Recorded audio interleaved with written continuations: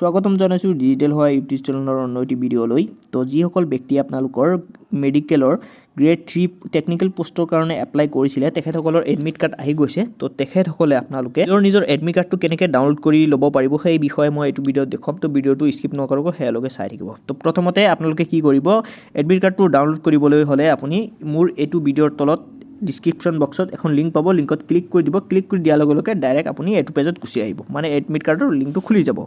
তো ইয়াতে আহি প্ৰথমতে আপোনালোকে কি কৰিব লাগিব, ইয়াতে আপোনালোকৰ নিজৰ মোবাইল নাম্বাৰ বা আপোনাৰ এপ্লিকেশ্যন নাম্বাৰটো বহাই দিব।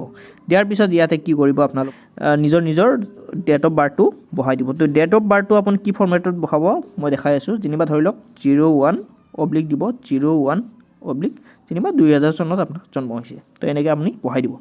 দিয়াৰ পিছত আপুনি just download admit card click কৰিব। ক্লিক কৰি দিয়াৰ লগে লগে আপোনালোকৰ এডমিট কাৰ্ডটো ডাউনলোড হৈ যাব। তো ইমানেই আছিলে আজিৰ ভিডিঅ'টো চাই যদি ভাল লাগিছে লাইক এটা কৰি দিব।